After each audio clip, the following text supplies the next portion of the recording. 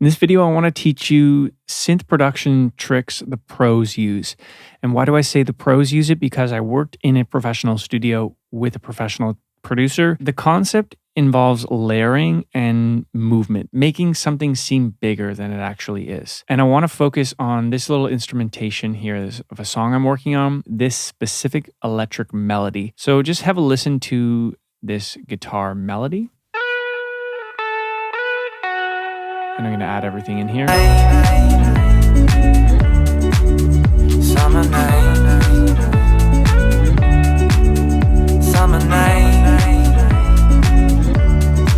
So I'm talking specifically about the da da da da da da da da. First thing is the concept of layering. And I like to layer, and now you can layer with anything, but I'm going to specifically talk about synths in this video. I like the Analog Lab series. I think they have great synths, so I might start there. In this song, I decided to layer with bells. And I do like synth bells sometimes to layer because they're very soft, but they still poke out, but they're light, right? They're not very, very heavy. So they can kind of just flutter over the top of your mix and if you push them back in volume. I decided to layer with this one sound here, which is bell-like. This has a bit more kind of air and distortion to it. And then this, which is more of an actual bell.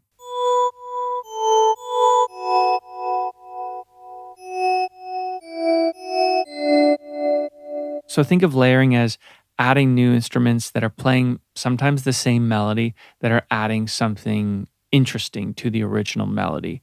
And if you don't want to play the melody like the exact same, you can do some harmony to the melody, which sounds really interesting as well. This could go for drums too, layering drum elements. This can go for layering chord progressions, layering piano parts, doubling and layering vocals. This is a great tool to have in your toolbox as a producer. On top of these two tracks, I've added a synth delay bus, which is just another track now with the delay sound that just makes things bigger, makes the melody bigger. And these things are hardly noticeable, right?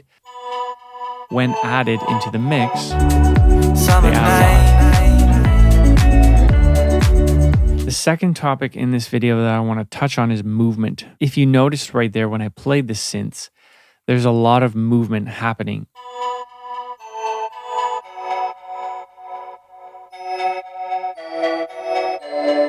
And that movement comes, you might be familiar with that kind of bouncy movement with sidechain, which is something you can do to get the same result. But I like to use a plugin. It's called LFO Tool, and it's by XFR Records. And it looks like this. And it basically does more or less what sidechain does, but it just gives you more flexibility to design a sound, a movement sound. So let's just take this synth lead 2, and I'll take the LFO Tool off, and you'll hear what it sounds like. So this is the actual sample, or not sample, this is the sound of the instrument.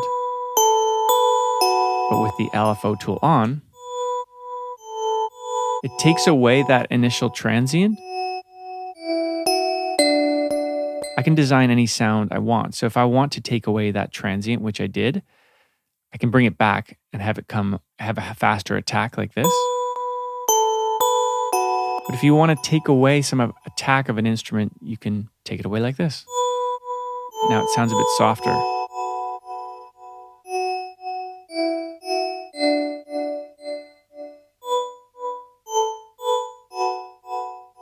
And I like this tool a lot because you basically you can design with the attack, with the release, with the sustain, how you want any audio you put through it to sound. You could put drums through it. You could put pianos through it. I use this tool as another tool in my music production toolbox to add more movement to anything that sounds a bit dull. Without any movement, it's just bells, right? I mean, it's cool, but it just sounds so much cooler when you give it some movement.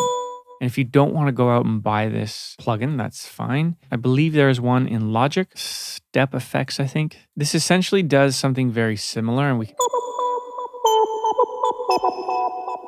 you can think of this blue shape as the same thing as what we were designing in the LFO tool. And you can also go to presets here, simple gated.